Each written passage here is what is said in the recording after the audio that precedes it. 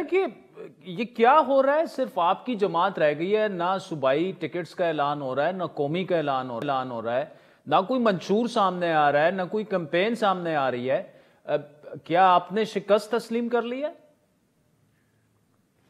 बहुत शुक्रिया आपने मदू किया। अल्हम्दुलिल्लाह कैंपेन तो तमाम जो उम्मीदवार हैं वो जारी रखे हुए हैं।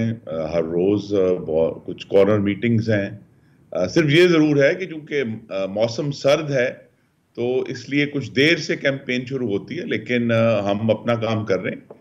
जहां तक टिकटों का मामला है, हमें ये तवक्को है कि कल या परसों पहली वेव में कौमी असेंबली की तमाम जो टिकटें हैं वो अनाउंस हो जाएंगी। उसके फौरन बाद फिर सूबाई असेंबली की सीटें भी अनाउंस हो जाएंगी इसी हफ्ते में इंशाल्लाह।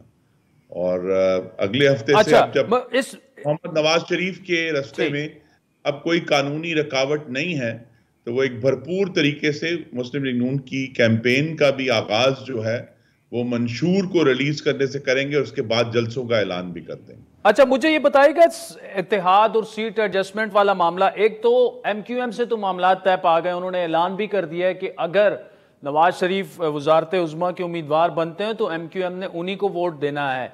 और साथ में आईपीपी के साथ भी आपके मामलात जो थे वो कोई आगे की तरफ नहीं बढ़ रहे थे। इन दोनों फ्रंट्स पर बताइएगा कि क्या फैसले हो चुके हैं अभी तक, खुरम साहब?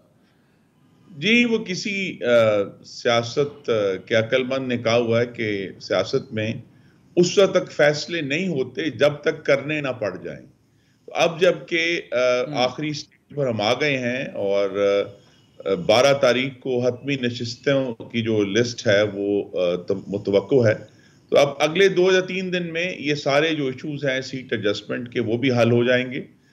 कोशिश तो यही है, जिस तरह मैंने आपसे पहले भी कहा कि जितनी जमातों को हम साथ लेकर चल सकते हैं वो चलें, ताकि एक पाकिस्तान में जो नफरत का माहौल है वो भी खत्म हो और साथ ही एक मुस्तहकम हुकूमत बने।